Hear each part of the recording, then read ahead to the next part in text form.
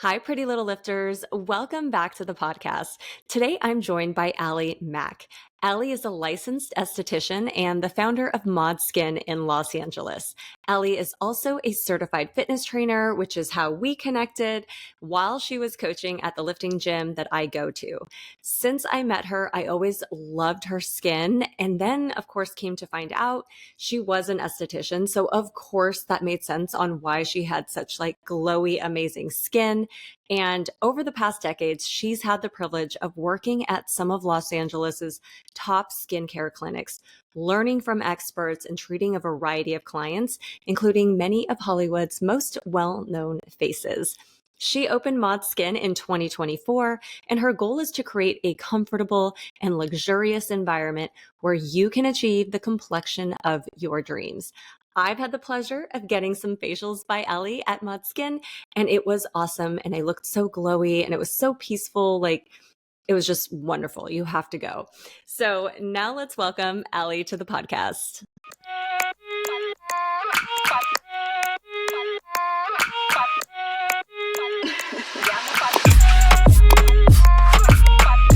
Welcome to the podcast, Aly. Thank you. I'm so excited that you are here. And I love that you are in the Mod Skin studio right now. I was so excited. Like, your video popped up and I was like, yeah, she is there. I was kind of secretly hoping you would be there. I was like, I wonder if she's going to take this podcast call from there, but you're there and I love it.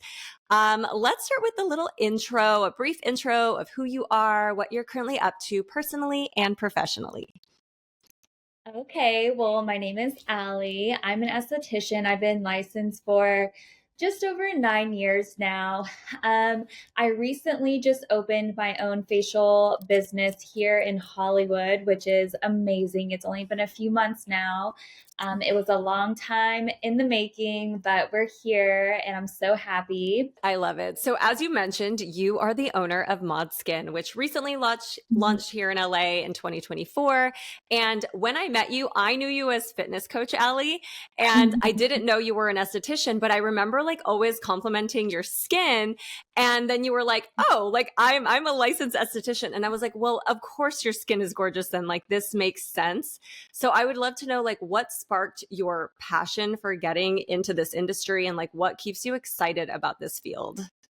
Yeah, so I actually got really into skincare as a teenager. I had acne, pretty bad acne on my forehead, and I had never heard of an esthetician before. That was just not a thing where I was from. So I kind of leaned into magazines, beauty magazines. That's where I learned about really skincare, health, and beauty, similar to how people nowadays probably use social media. But I got super into skincare and I was like, I gotta clear up my skin. I was using all of the different products that they were saying the celebrities were using, but now we know that they weren't. And I was drinking all of the water, and it ultimately just became something that I was very interested in and something that I really enjoyed doing. And I didn't really learn about becoming an esthetician until I was in like my mid 20s. And I had actually gotten my first facial, and I was like, oh my God, I can do this for a living. And it was kind of, history from there. I was like, I got to go to school and become an esthetician. And that's what I did.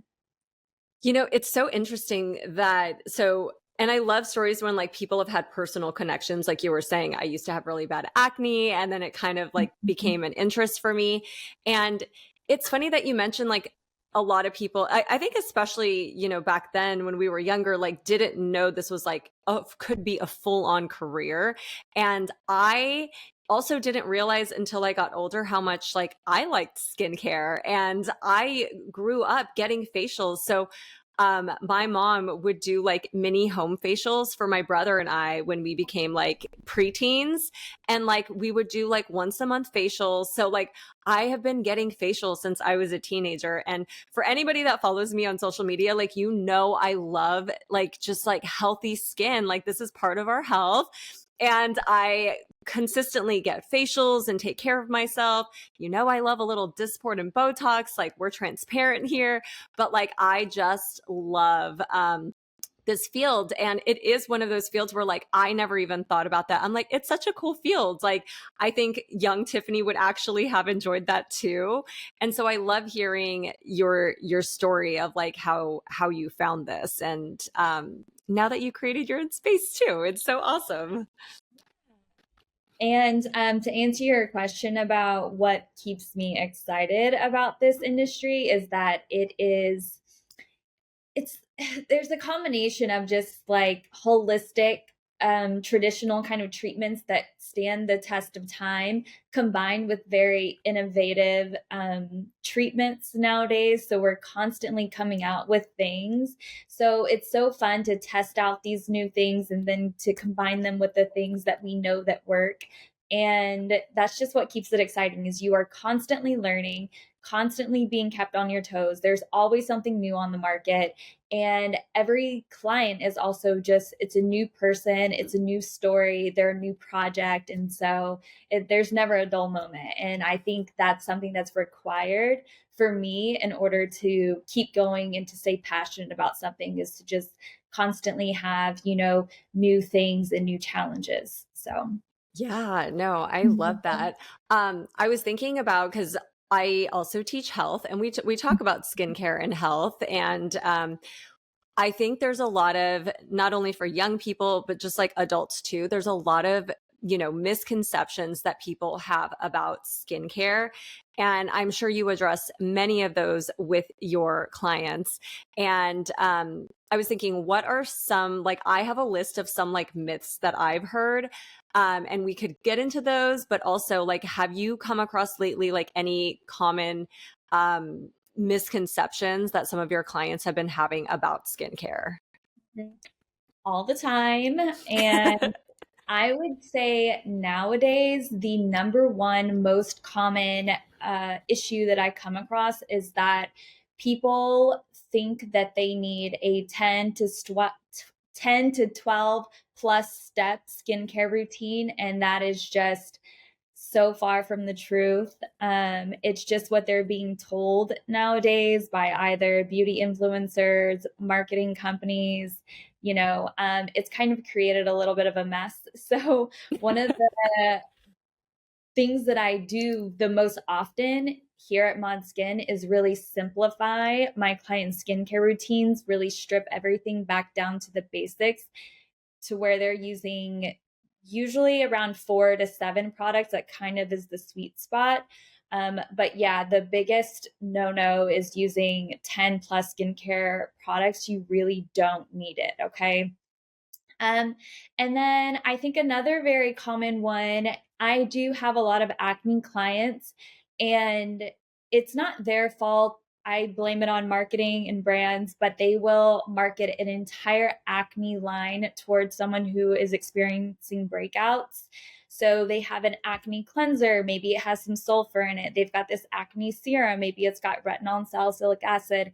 And then they've got this oil-free moisturizer. Maybe it has benzoyl peroxide in it. So they're using all of these products in one day, and it's just stripping their skin, making their skin so angry, and it's Oh, causing so many different problems.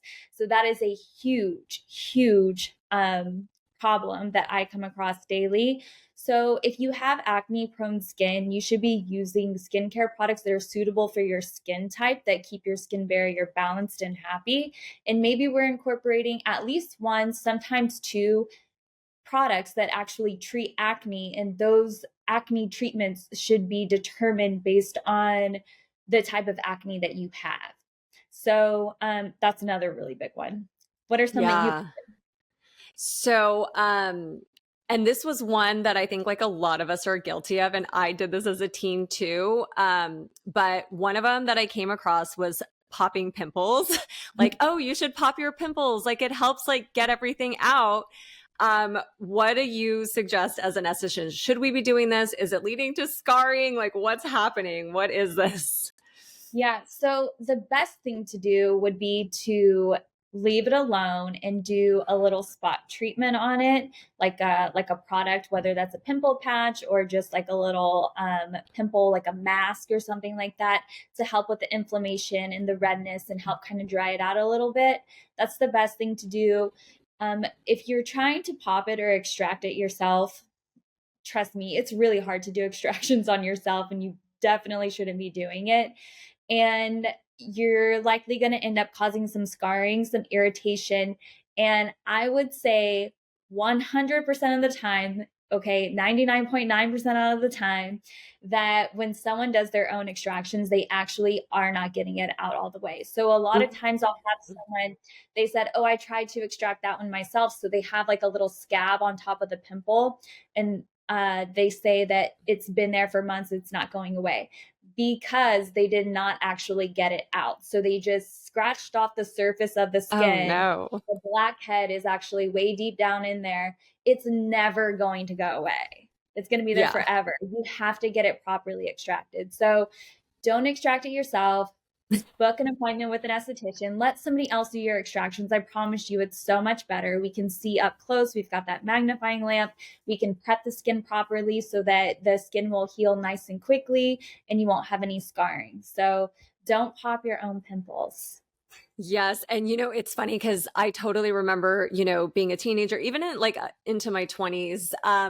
If I saw something, I would get like two pieces of tissue and like put them around my nails to like not scar. And then I'd go to town trying to get it. And then it was always worse. Like I always made it worse. And sometimes it would become even more raised and inflamed. And I mean, luckily I have nails now. So I feel like that deters me a little bit. But yeah, like now I do not really do my own extractions because I'm like, oh, I'm just going to go, get a facial instead because I don't want to. I have grown in that department, but I think it's really important for people to know because I think it's so tempting because you just want it gone. But I love the advice that you shared. So I also came across some myths about SPF. So the first one is higher SPF is better. Like I've seen like SPF 75, SPF 100. Like, do you have any insights for us on SPF? Yes, I think that sunscreen around like that 35 to 45 SPF is going to be ideal. Anything that's higher than like a 50 has not actually been proven to be effective for that claim that they're making. So just don't trust it. If a sunscreen is saying that it's going to last you 9 hours, just don't trust it. Okay. Just play it safe. Go for something around like that 35 to 45 mark and make sure you reapply through midday. But yes, it doesn't mean that it's stronger. It just means, so that number SPF just means that that's how long it's lasting, right? So an SPF 45 could actually be the same strength as like an SPF 15, just one's lasting longer. One's not protecting your skin from the sun better, if that makes sense. Yeah, no, totally. Mhm. And it's funny because I remember like that time in the market when like SPFs were coming out higher and I felt like, oh my gosh, this says like 75 or 80. Like I need to buy this one. Like I think it was just also such like a marketing thing that like everyone felt like they had to get like the highest SPF Mm-hmm. and that Yes. like the other ones wouldn't work. Exactly. Yeah. And I guess it would sounds safer to go with something a little bit higher, but the most important thing is that you are reapplying. So just reapply your sunscreen just to ensure, whether it's raining outside, whether you work indoors, just apply it, because if you can actually see, that means that the sun is out. So if you're inside and there's light inside, that is sunlight, right? Mhm. And then also I have a client, she says that she works indoors all day, so she was never wearing sunscreen. However, she works in Santa Clarita and she has a job in Santa Monica, so she's got an hour plus commute both ways, right? So she's spending 2.5, 3 hours in the sun. So you do need to be wearing sunscreen if you're just going to be in the car as well. So sunscreen always, rain or shine. And I'm glad you said that because I do think that one is a really big misconception that people, because Mhm. I do hear a lot more people saying like wear daily sunscreen, but from people I'm like they're like, oh, like exactly what you said. Oh, but I work in home or I only drive here and like hop in a building, and I'm like, well, so I'm glad that you shared that. Like it is so important for everyone. Okay, I have another one here that I found, another myth. So this myth says oily skin doesn't need moisturizer. Okay, so I hear that one pretty regularly as well. And I love cracking the code on this one and just explaining to people that everyone needs a moisturizer. Okay. So if you have oily skin, you still need a moisturizer because if you're not moisturizing your skin, the oil that is inside of your pores is just going to dry out and stay inside of your pores. It does not come out on its own. Okay. It comes out on its own if your skin is moisturized and the oil is coming through your pores like it should. And then you're washing your face and then removing the oil, right? So oily skin types need moisturizers that don't contain, I would, we call them pore clogging ingredients, but they're heavy ingredients that can clog the pores that can cause acne, right? So if you have oily skin, you want to look for a moisturizer that is either oil free or contains oils that are not pore clogging. These can be essential oils. There's watermelon seed oil, safflower oil. There's a lot of oils out there that don't clog pores. So you just got to find that moisturizer that contains moisturizing ingredients that are not going to cause you to break out. And those can be hard to find. So make sure that you're talking to an esthetician or reach out to me. I can help you find one, but there's a moisturizer out there for you, and you should absolutely be using one. Yes. And you know, it's funny. Like I have, I would say combination skin, and sometimes I get told it's a little bit dry. This is probably in the winter, but I remember, probably like in my 20s, late teens thinking, oh my gosh, my skin is so oily. And you remember when those like blue strips came out to like the oil, like the Johnson and Johnsons, and you would like pat. The So I would blotting. have, yes, the blotting paper. And I would keep those, like everyone had, like I felt like every girl at my school had a little packet of these in their backpack and they would just like take them out and blot. But I remember I went through a phase too where I was like, wait, my skin is oily. Should I be putting on like moisturizer? It's going to make it more oily. But I'm glad I know better because I feel like it's done a number for my skin. Yes. And so if you, a lot of times when people feel like their skin gets super shiny and oily at the end of the day, that's actually a sign that your skin is very dehydrated. So Mm. skin's dehydrated, it will overcompensate by producing more oil. So you want your skin to be hydrated by using a moisturizer that's right for your skin and by drinking, of course, a lot of water. Love it. Love it. Okay. And there's one more, and I feel like a lot of teens ask me about this one. So this myth, let's figure out if this is true or not, or parts of it are. Eating chocolate or greasy food causes acne. So when it comes to chocolate, it's usually going to be how the chocolate is made. If it's like 100% pure cacao, that's not going to break you out. It's not usually the chocolate that is the culprit. It's the milk chocolate with the sugar and the milk, Mm. right? So, milk and sugar, dairy, greasy foods, what they do is they can trigger your body to spike insulin, and that is going to force your body to start overproducing oil. So if you have dry skin, it's not going to be that big of a deal because you can actually use a little bit more oil, right? So Hmm. if you have oily, acne prone skin and you are consuming things that are going to make your body start overproducing oil, start pumping out oil, it is going to start clogging the pores. And then you're going to have breakouts.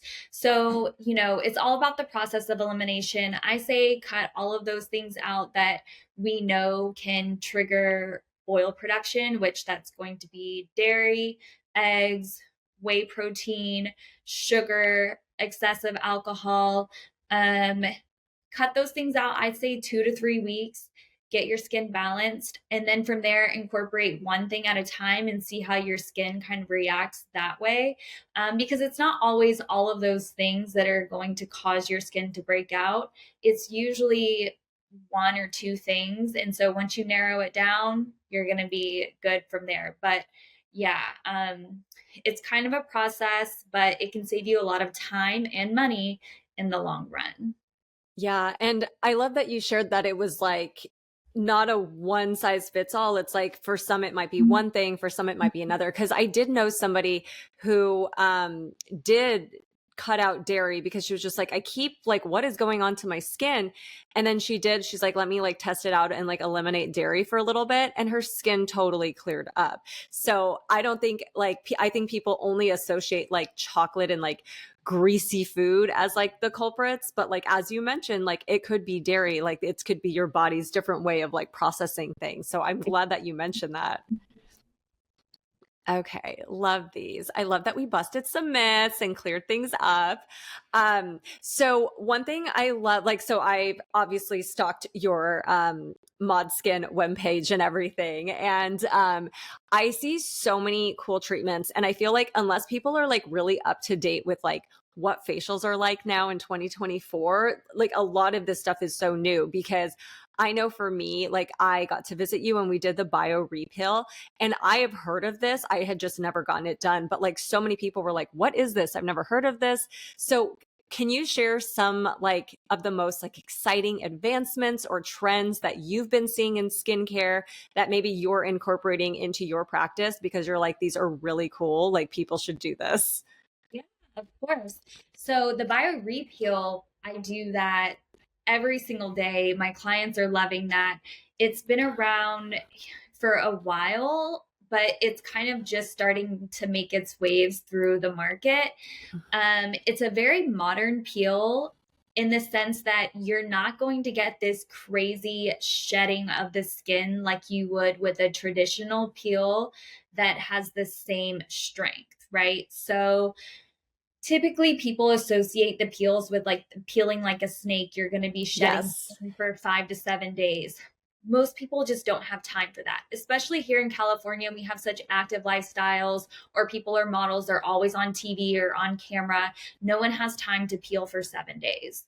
So the bio repeel is amazing because it helps reduce pigment with a 35% TCA, which is a very strong percentage of TCA. You would think that they would be shedding for a month. However, it does contain like a moisturizing ingredient in it, as well as glutathione, which is very healing and moisturizing on the skin. So you're getting those lightening benefits and without like the shedding of the skin. And you probably get like a little bit of dryness and tightness around the mouth that you probably experience.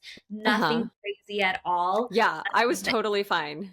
Yeah, yeah. So it's an incredible peel that you can get really great results, if not better than the ones that you're actually shedding the layers of the skin. So that one's amazing. And I love that we have something like that nowadays. And an ingredient that I'm really loving that everyone's talking about, you're probably hearing about, are growth factors. So these are Yes. Tell us about growth factors. I feel like I've been seeing this so much. Yeah. So growth factors, and I'm talking specifically about the ones that are derived from human cells and human tissues, right? So those can now be found in skincare products. Traditionally, you probably heard about stem cells in skincare. These were usually derived from plants. So plant stem cells. This was all the rage once upon a time, right?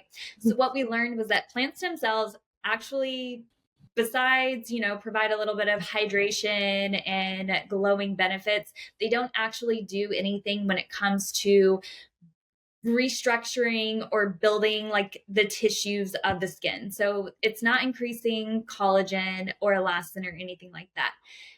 If it was actually doing something regenerative to our skin, we would be growing like little leaves out of our ears. And so it's not doing anything. So human growth factors, they actually do help rebuild and thicken the tissues of our skin, because that our DNA actually recognizes that ingredient, right, and can use that to its benefit.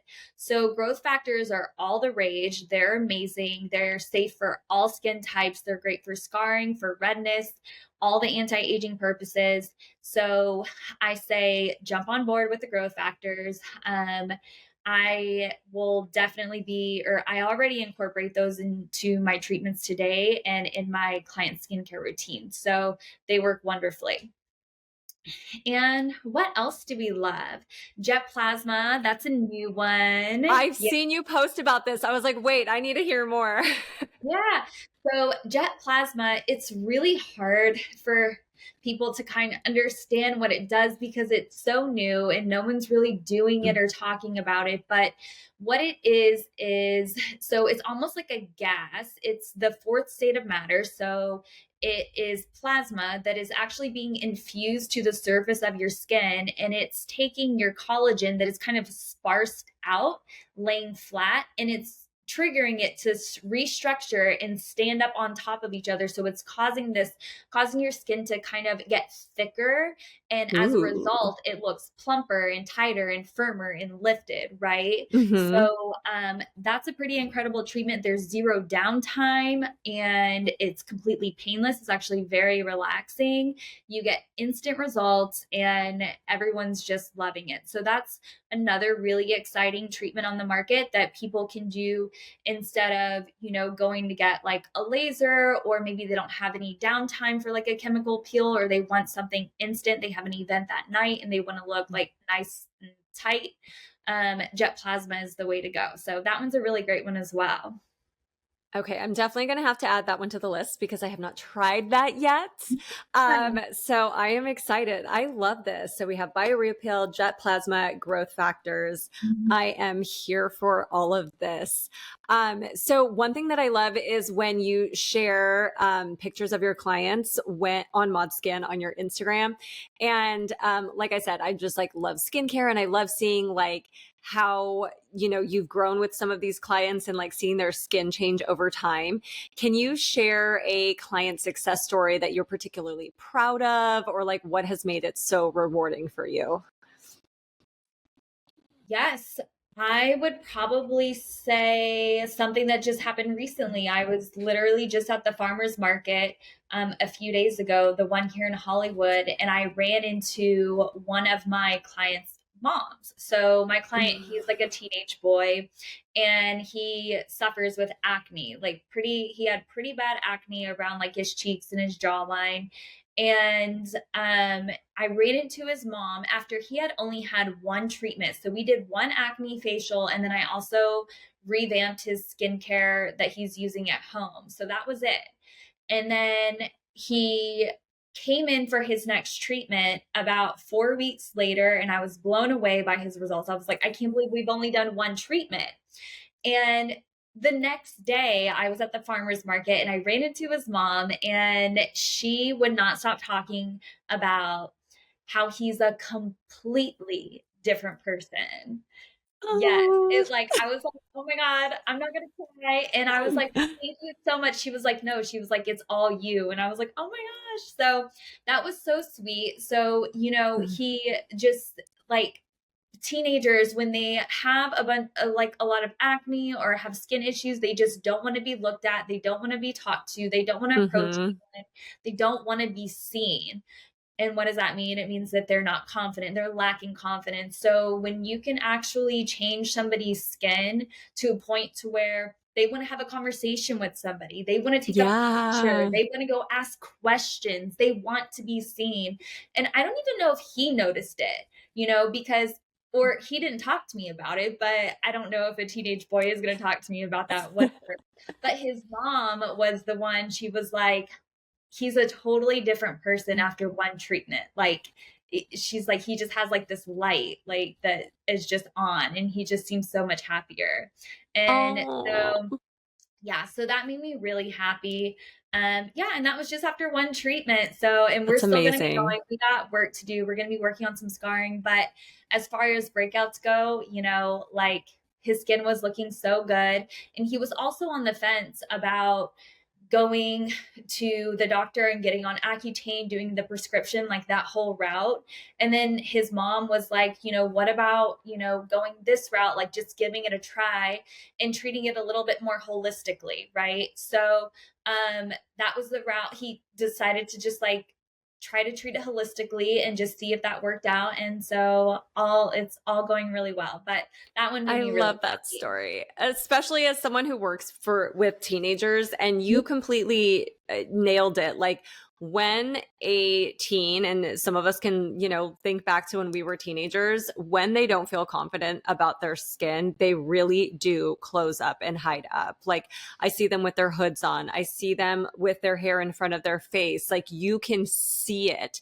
And it makes me so sad. So, like, if anybody is listening and you have a teen and this is something they're struggling with, like, being able to, if it's in your budget, being able to see somebody like Aly and go to an esthetician, like, it's not just about the skin, like, it's about the confidence, and being able to do this for, your teen can really, help them in like so many more ways than just like giving them healthy skin. So I love that you shared that story. And going back to what you just said about, it not being in it, if it's in their budget, something that I am working on personally here at Mod Skin is I will be incorporating some sort of program where I'll be taking on like a few different teen clients that can't afford their treatments. Oh And my yeah, that's gosh. kind of me giving my gift back to, or giving back to what's important to me. Because when I was a teen, when I was 13 and I had really bad acne, I wasn't able to afford the treatments. And had someone done that for me, could have been like life changing, So Oh that my is, gosh. so stay tuned. Um, Yes, please yeah, let me know when you launch that. Like, I would love to share that with our families and stuff. Like, literally, it makes me want to tear up because I I just know, know, me like, I too. know how many, lives, like, I've seen it firsthand, and that makes me so happy. I'm so proud of you for doing that. I love that. Thank you. Yeah, it's exciting. Oh, so let's talk about, because I've been bragging about your skin and I talked about you in the intro. I'm like, oh my God, her skin. But what are some of your own personal skincare, and I'm going to say health habits, because we know you have experience as a coach and you are and have a lot of healthy habits. What are some things that you do and that you incorporate into your routine? For skincare, I've been doing this for such a long time, and I do get asked all the time, like, what do you do for your skin? Um, I keep it very simple, and I know my skin very well. So it's really important that you know your skin, and from there, you'll know exactly what you need. And if you just do exactly what you need consistently for a very long time, you will have great skin as well. So I keep it pretty simple. I'm all about cleansing and exfoliating and lots of hydration and SPF every day. I can't get enough SPF. I use probably 2 to 3 different forms of sunscreen every day. I just kind of layer it, cake it on, whatever I can do to protect my skin from the sun. I wear hats all the time. And then, yeah, I pay pretty close attention to my diet. I love to enjoy like my treats and things. So I kind of do like the 80/20 90/10 kind of rule. I eat nutritious foods just simply because that makes me feel better. And then I indulge in the things that, maybe I don't feel that great, but like in my mind, I feel really happy. So I'm like enjoying it in the moment. So I just find like a little bit of a balance there.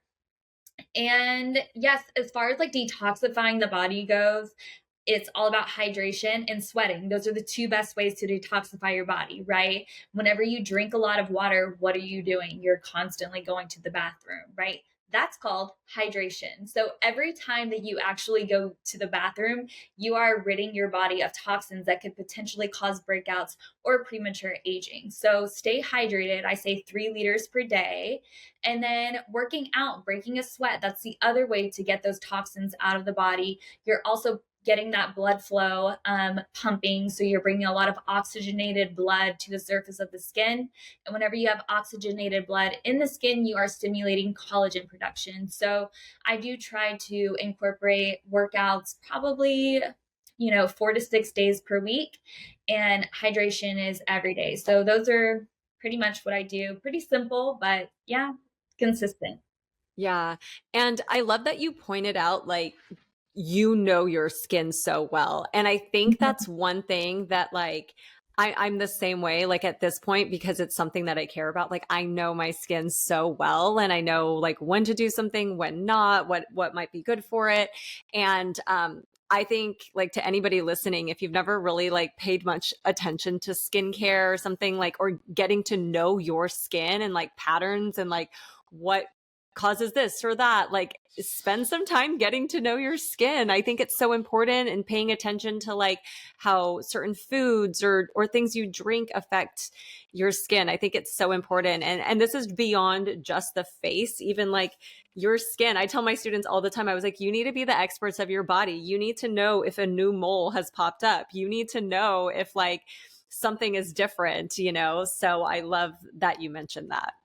Yeah. And also, like, think of your skin as like a fingerprint. Okay. It is not like anyone else's skin. I could have 100 clients and they might have one or two things in common, but I do not have two clients out of my 10 years of being an esthetician who have the exact same skin. So your skin is a fingerprint. It's very unique to you. So try not to be influenced by, people who are trying to tell you that you need this product because it changed their life.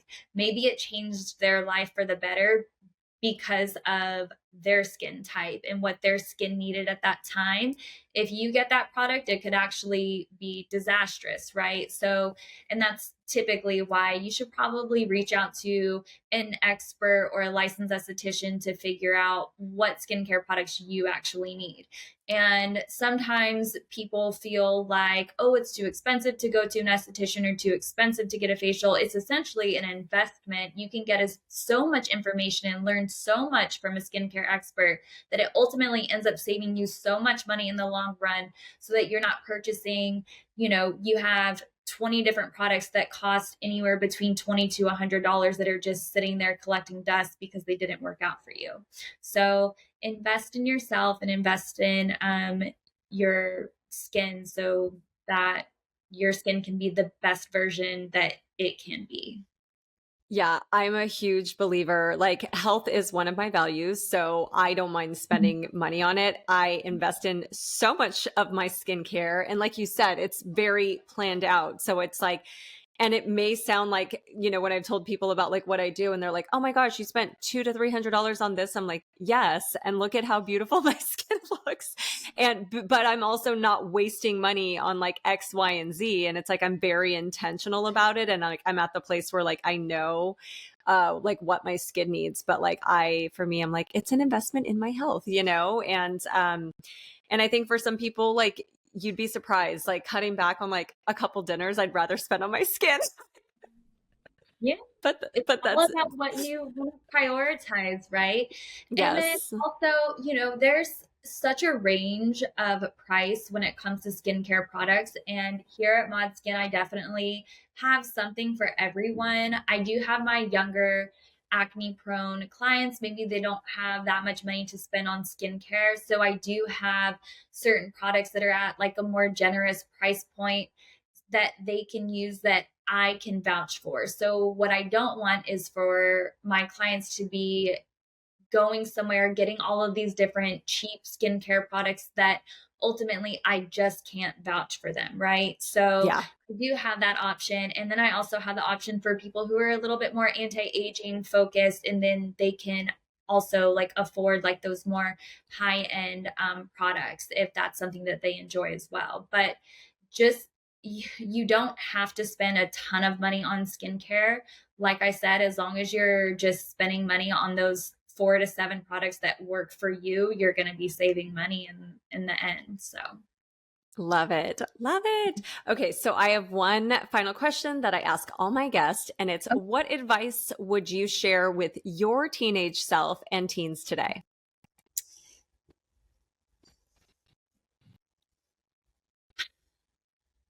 I would say to surround yourself with people who really inspire you. And I know we want to make it a point to spend our time around people who make us happy and make us feel good about ourselves, which that is really important. We want to stay away from people who don't make us feel good about ourselves, right? But I think it's really important to find people who inspire you, people who you want to be more like, maybe people who challenge you. If you see someone who has something that you want, go talk to them, go ask them, hey, how did you get that? Like, I love that you have that. So surround yourself with people who inspire you and just make you want to be a better person. If you feel like you're lacking confidence, find someone who you look at and you're like, wow, I want to be confident just like that person. Go be around that person. You will become confident, right? Yeah. So, yeah, that's what I would say. Just find people who inspire you to be better, and spend time around them. I love that. I love that. And you know what? I also love that for like adults. So adults, if you're listening, like, yes, this is for us too. And I, definitely feel like you are one of those people for me. I think you are so motivating and inspiring, and I love that. And you are just doing so awesome. Like, you're just like, I'm gonna start my business, and I'm like, oh my gosh, this is so cool. Like, you're just doing it, and you did it, and getting to see it in the flesh. I was like, yeah, you just created something from nothing, and this is amazing. And look at you go. Thank you. Thank you. And so I'll say another thing, well, that I would say to someone who's younger, don't be afraid to fail. Everyone's going to fail. You're going to make mistakes and you learn from them. If you have ideas, act on them, dive into them, explore them, because if they're not that great of an idea, you're probably going to get another better idea out of it, right? So don't be afraid to, make mistakes. And ultimately, the more mistakes you make, the faster you're going to get to where it is that you want to go. So don't leave any ideas or dreams untapped, like really tap into them and just, have fun with it. I love that. I love that. So how can we support you and Mod Skin? Where can we direct people? You can find me on Instagram. My handle is at ModSkinLA. And yeah, really there, I just post lots of skincare advice. I post treatments, client before and afters. And yeah, you can also book a treatment with me. The website is modskinla.com, easy peasy. And yeah, that's about it. I love that. Well, thanks to everyone for listening to the Pretty Little Lifters podcast. I am so grateful for our guest, Aly, for joining us on this episode. I appreciate you so much. And thank you for making time to be on this podcast. And you're just so awesome and inspiring. And I love you. Oh, thank you. Love you. I'm so happy to have been on here. You just made my dream come true. So thank you. I love this. And I'm going to share Aly's info and everything about Mod Skin in the show notes so you can support them and go visit them and get your skin looking healthy and feeling good. And I will talk to you next episode. Bye.